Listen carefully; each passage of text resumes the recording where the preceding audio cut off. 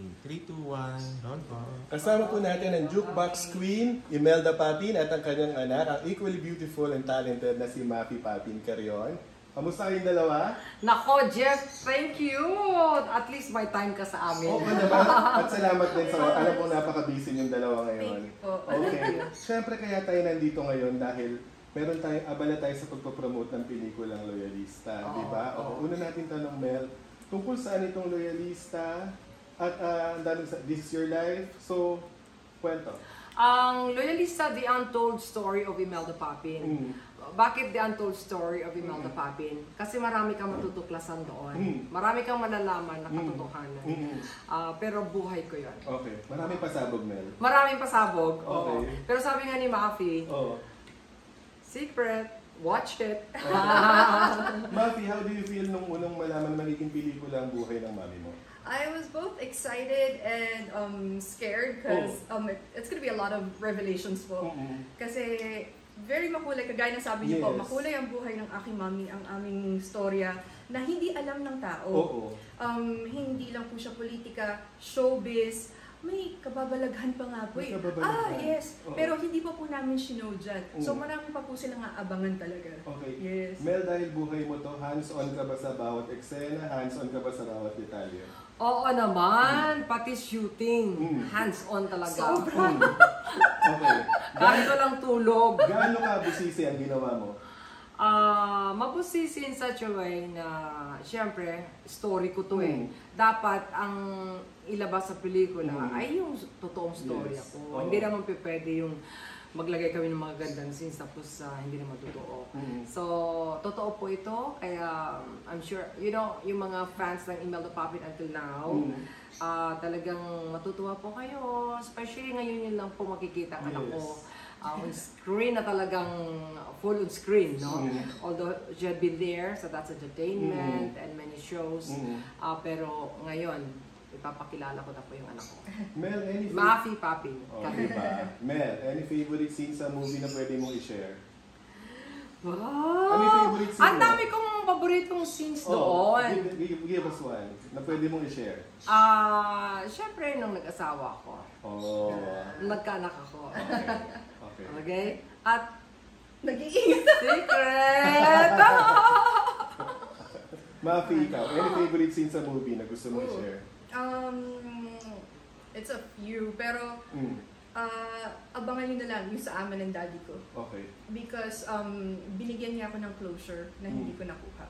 Okay. Kaya siya talaga po yung pinaghandaan kong scene, pinaghandaan ko for a year because it was hard for me to get into character. Okay. Although it is me as a character, but going back to who I was back then was really difficult talaga po. Okay. Mel, ang nagpa-portray sa'yo, Claudine Barreto. Right. Okay, ba't si Claudine? Magaling siya artista, maganda siya like you. Bakit siya? Alam mo na, naniniwala kasi ako doon na kung siya talaga mag-play ng role ko, mangyayari yon. And it happened. Nung sabi ko kay Mafi, kasi several actresses po na in-introduce sa amin na ganito, bagay sa kanya. Oo naman, na-appreciated namin yun. Pero nung dumating kay Claudine, sabi ni Mafi, oh yes ma'am, Claudine. So sabi niya gano'n. So, and Claudine Barreto, siya po ay best actress po ito. Talagang napakagaling itong artista. And, nako, magugulat kayo dito sa ginampanan niyang buhay ni Imelda Papin.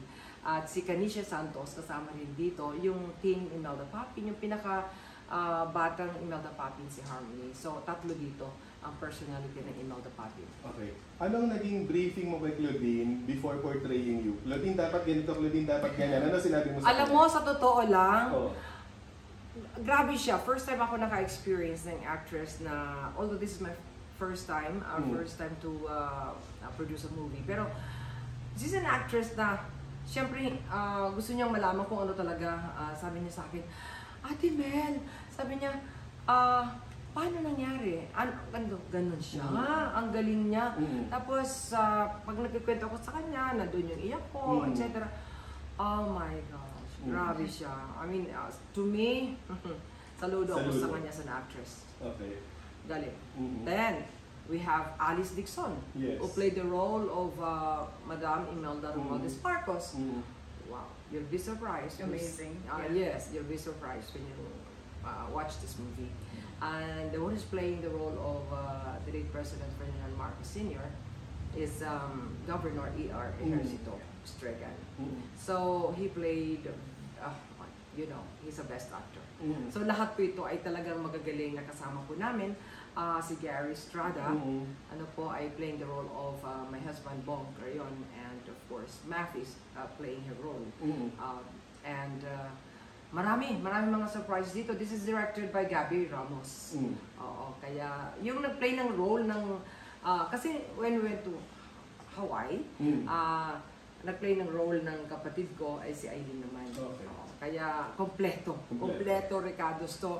Marami kami mga guests. So we have about 1,000 or more. Ma'am, but before you continue, let me just say, this is a different side ng mga veteran actors natin.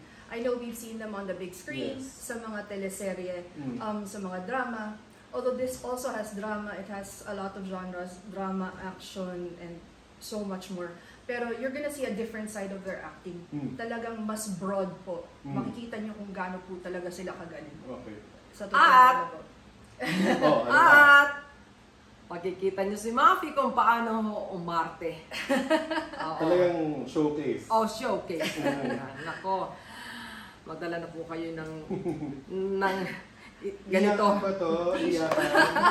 Iba-iba. May iyakan, masaya, gano'n. Kompleto, Ricardo. Okay. Well, the movie's entitled Loyalista. Okay. Yung buong buhay mo naging title Loyalista. So, paano naging yung sino ang nakapili ng title yan? Kasi ang daming pwedeng maging title, but ito ang napili mong title.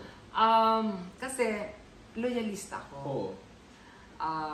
Alam ko kung ano iniisip po ninyo. Pag loyalista ka, Marcos. Yes, diba?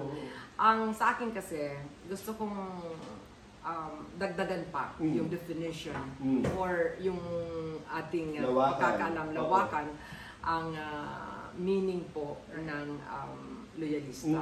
Para sa akin po ay loyalista ka sa Diyos, sa pamilya, sa kaibigan, sa bayan, at dapat loyalista ka sa sarili mo. Ibig sabihin, mahalin mo. Loyalista kasi sa pagmamahal, di ba? So, hindi lang po ito pagmamahal sa Marcos family, kundi pagmamahal yun, sa Diyos uli, pamilya, kaibigan, at syempre po sa ating bayan. Dito ngayon makikita nila, ganun. So, Gets. Yes. Okay, Mel, buhay mo to. Ang sabi nila 1 hour 45 minutes, tama ba? 1 hour 55 minutes. 55 minutes. Nag-flash yung buhay mo sa movie na to. Ano na-realize mo? Naiyak ka? Of course naman. Sobra. Sabi ko talaga, there's God. Ako mismo magsasabing may Panginoon, may Diyos. Dahil ang pangarap natin sa buhay, tayo nagdadasal, ng bata ka pa, ang pamilya mo nagdadasal na mayroong marating ka sa iyong buhay. At yung dasal po na yun ay nangyari. Ako po'y pumalaot sa tugatog na tagumpay sa pamamagitan ng pag-akwit. At minahal niyo po ako. Hindi ko po yun pinabayaan. Pinahalagahan ko. At dumating pa sa punto na ako yung naging public official. Vice Governor for 9 years sa aming probinsya sa Camarines Sur. So, all this yung mga blessings from God, talagang sobra ang binigay sa akin ng